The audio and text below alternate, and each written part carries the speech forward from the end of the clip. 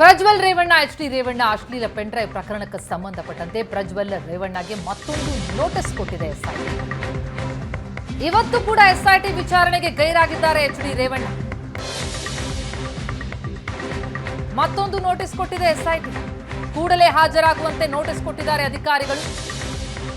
Notice ನೀಡೋದಕ್ಕೆ ಖುದ್ದು ಹೊಳೆನರಸೀಪುರಕ್ಕೆ ತೆರಳಿದೆ SIT. ರೇವಣ್ಣಗೆ 41A ಅಡಿಯಲ್ಲಿ ನೋಟಿಸ್ ಕೊಟ್ಟಿದೆ ಎಸ್ಐಟಿ.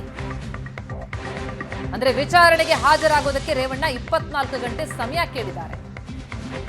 ವಿಚಾರಣೆಗೆ ಹಾಜರಾಗದಿದ್ರೆ ಎಸ್ಐಟಿ ಕಾನೂನು ಕ್ರಮ ತೆಗೆದುಕೊಳ್ಳುತ್ತೆ. ಕಾನೂನಿನಲ್ಲಿ ಬಂಧಿಸುವ ಅವಕಾಶವಿದೆ. ಹಾಜರಾಗದೆ ಹೋದ್ರೆ ಕ್ರಮ. ಆ ಪ್ರೋಸೆಸ್ ನಡೀತಾ ಇದೆ, ಇವತ್ತಿಗೂ ಕಂಟಿನ್ಯೂ ಆಗುತ್ತೆ. ಯಾಕೆಂದರೆ ಯಾರು ಕೂಡ ಮುಂದೆ ಪೊಲೀಸ್ನವರು SITನವರು ಒತ್ತಾಯ ಮಾಡಿದರು ಅವರು ಸ್ಟೇಟ್ಮೆಂಟ್ ಕೊಡೋದಕ್ಕೆ ಅಂತೇಳಿ, ನಾಳೆ ದಿವಸ ಬರಬಾರ್ದು ಅಂತೇಳಿ ಸ್ಟ್ರೈಟ್ ಅವೇ ಅವ್ರನ್ನ ಮ್ಯಾಜಿಸ್ಟ್ರೇಟ್ ಮುಂದೆನೇ ಕರ್ಕೊಂಡೋಗಿ ಸ್ಟೇಟ್ಮೆಂಟ್ 164 ಕೊಡಿಸ್ತಾ ಇದ್ದಾರೆ. ಈ ಮಧ್ಯೆ ನಾವು 41A ಅಡಿಯಲ್ಲಿ ನೋಟಿಸ್ ಕೊಟ್ಟಿದ್ದು. ನೋಟಿಸಿಗೆ ಅವರು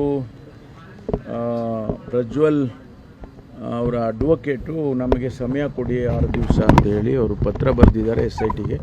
ಅದಕ್ಕೆ ಕೊಡೋದಕ್ಕೆ ಸಾಧ್ಯ ಇಲ್ಲ, ಪ್ರಾವಿಷನ್ ಇಲ್ಲ ಅಂತೇಳಿ ತಿಳಿಸಿದ್ದಾರೆ. ಮತ್ತು ಮಾನ್ಯ ರೇವಣ್ಣ ಅವರಿಗೆ ಕೂಡ ಅದು 41A ಕೊಟ್ಟಿದೆ.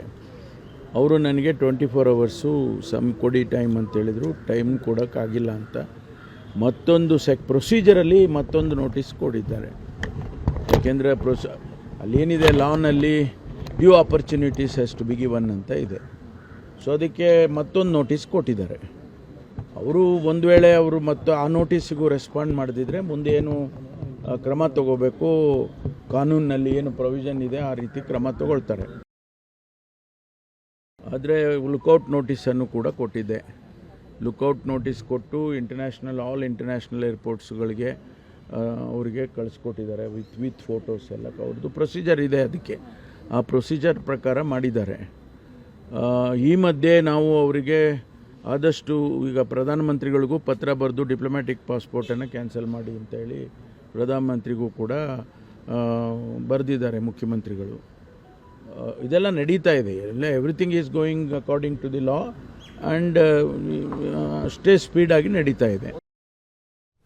ಈ ವಿಚಾರಕ್ಕೆ ಸಂಬಂಧಪಟ್ಟಂತೆ ಇನ್ನಷ್ಟು ಡೀಟೇಲ್ಸ್ ಕೊಡ್ತಾರೆ ನಮ್ಮ ಪ್ರತಿನಿಧಿ ಮಾರುತೇಶ್ ಈಗ ಸಂಪರ್ಕದಲ್ಲಿದ್ದಾರೆ. ಮಾರುತೇಶ್, ಇನ್ನಷ್ಟು ಪ್ರಕರಣ ಗಂಭೀರ ಸ್ವರೂಪವನ್ನು ಪಡಿತಾ ಇದೆ ಪ್ರಜ್ವಲ್ ಮತ್ತು ರೇವಣ್ಣ ವಿರುದ್ಧ.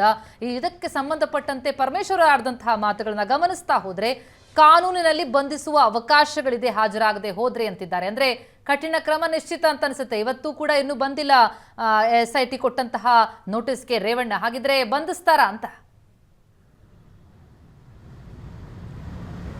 ಪ್ರತಿಮಾ, ಕಾನೂನಾತ್ಮಕವಾಗಿ ಪೊಲೀಸರು ಹೆಜ್ಜೆ ಇಡಬೇಕಾಗುತ್ತೆ. ಕಾರಣ ಏನು ಅಂದರೆ, ನಾಳೆ ನ್ಯಾಯಾಲಯದಲ್ಲಿ ಈ ವಿಚಾರವನ್ನು ಪ್ರಸ್ತಾಪ ಮಾಡಿದಂಥ ಸಂದರ್ಭದಲ್ಲಿ ಅಂದರೆ ಬಂಧನವನ್ನು ಪ್ರಶ್ನೆ ಮಾಡಿದರೆ ಅಲ್ಲಿ ಸಮರ್ಪಕವಾಗಿ ಉತ್ತರ ಕೊಡೋದಕ್ಕೂ ಕೂಡ ಪೊಲೀಸ್ ಇಲಾಖೆ ತಯಾರಿರಬೇಕಾಗತ್ತೆ. ಹಾಗಾಗಿ ಒಂದು ನೋಟಿಸ್ ಕೊಟ್ಟಿದ್ದಾರೆ, ಈಗ 2ನೇ ನೋಟಿಸನ್ನು ಕೂಡ ಇಶ್ಯೂ ಮಾಡಲಾಗಿದೆ. 2ನೇ ನೋಟಿಸ್ಗೂ ಹಾಜರಾಗದೇ ಇದ್ದರೆ ಕಾನೂನಿನಲ್ಲಿ ಬಂಧಿಸುವಂತಹ ಅವಕಾಶಗಳಿದೆ ಅನ್ನೋದನ್ನು ಗೃಹ ಸಚಿವರು ಸ್ಪಷ್ಟಪಡಿಸಿದ್ದಾರೆ. ಯಾಕಂದರೆ ಒಂದು ನೋಟಿಸ್ ಕೊಟ್ಟಾಗ ಹಾಜರಾಗಿಲ್ಲ ಅಂತೇಳಿ ಬಂಧನ ಮಾಡಿದರೆ ನಾಳೆ ಅದು ಕೋರ್ಟಲ್ಲಿ ಚಾಲೆಂಜ್ ಮಾಡಿದಂಥ ಸಂದರ್ಭದಲ್ಲಿ ಪೊಲೀಸ್ ಇಲಾಖೆಗೆ ಅದೊಂದು ದೊಡ್ಡ ಮುಜುಗರ ಆಗ್ಬೋದು, ಇದರಲ್ಲಿ ರಾಜಕೀಯದ ಉದ್ದೇಶ ಇರಬಹುದು ಅನ್ನುವಂಥ ಅಭಿಪ್ರಾಯಗಳು ಕೋರ್ಟ್ನಲ್ಲಿ ವ್ಯಕ್ತ ಆಗ್ಬೋದು.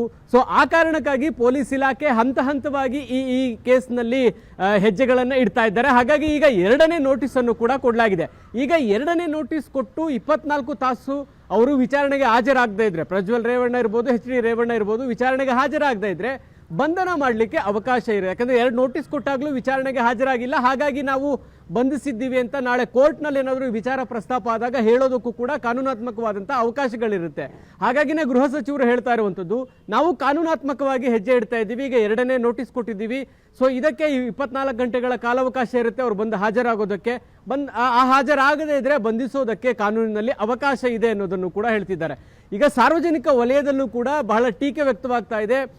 ಇದೇ ವಿಚಾರ ಯಾವ್ದಾದ್ರು ಜನಸಾಮಾನ್ಯ ಏನಾದರೂ ಈ ಕೃತ್ಯವನ್ನು ಮಾಡಿದ್ರೆ, ಈ ಕೃತ್ಯದಲ್ಲಿ ಭಾಗಿಯಾಗಿದ್ರೆ ಇಷ್ಟೊತ್ತಿಗಾಗಲೇ ಬಂಧಿಸ್ಬಿಡ್ತಿದ್ರು. ಆದರೆ ಪ್ರಭಾವಿ ರಾಜಕಾರಣದ ಕುಟುಂಬದವರಾಗಿರೋದ್ರಿಂದ ಇನ್ನೂ ಕೂಡ ಮೀನಾಮೇಷ ಎಣಿಸ್ತಾ ಇದ್ದಾರೆ ಅನ್ನುವಂಥ ಟೀಕೆಗಳು ಒಂದು ಕಡೆ ಸರ್ಕಾರದ ಮೇಲೆ ವ್ಯಕ್ತವಾಗ್ತಾ ಇದೆ. ಬಿಜೆಪಿ ಕೂಡ ಅದೇ ರೀತಿ ಮುಗಿಬೀಳ್ತಾ ಇದೆ. ಪ್ರಜ್ವಲ್ ರೇವಣ್ಣ ಅವರು ಎಸ್ಕೇಪ್ ಆಗೋದಕ್ಕೆ ರಾಜ್ಯ ಸರ್ಕಾರವೇ ಕಾರಣ ಅನ್ನುವ ರೀತಿಯಲ್ಲಿ ಆರೋಪಗಳನ್ನ ಮಾಡ್ತಾ ಇದ್ದಾರೆ. ಸೊ ಹೀಗಾಗಿ ಆರೋಪಕ್ಕೆ ತಕ್ಕಂತೆ ಪೊಲೀಸರು ರಿಯಾಕ್ಟ್ ಮಾಡೋದಕ್ಕೆ ಆಗೋದಿಲ್ಲ. ಅದು ಕಾನೂನಾತ್ಮಕವಾಗಿ ತನಿಖೆಯ ಹಾದಿ ಹೇಗಿರುತ್ತೋ ಹಾಗೆ ಹೆಜ್ಜೆ ಇಡಬೇಕಾಗತ್ತೆ. ಹಾಗಾಗಿನೇ 2ನೇ ನೋಟಿಸ್ ಅನ್ನು ಕೊಟ್ಟಿರೋದನ್ನು ಕೂಡ ಗೃಹ ಸಚಿವರು ಖಚಿತಪಡಿಸಿದ್ದಾರೆ. ಜೊತೆಗೆ ಬಂಧಿಸುವಂತಹ ಮುನ್ಸೂಚನೆಯನ್ನು ಕೂಡ ಹೇಳಿದ್ದಾರೆ. 2ನೇ ನೋಟಿಸ್ಗೆ ಹಾಜರಾಗದೇ ಇದ್ದಾಗ ನಿಶ್ಚಿತವಾಗಿಯೂ ಬಂಧನ ಅಂತೂ ಆಗೇ ಆಗುತ್ತೆ.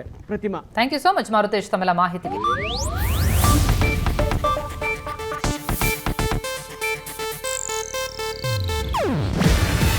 ಇದು ಏಷ್ಯಾನೆಟ್ ನ್ಯೂಸ್ ನೆಟ್ವರ್ಕ್ ಪ್ರಸ್ತುತಿ.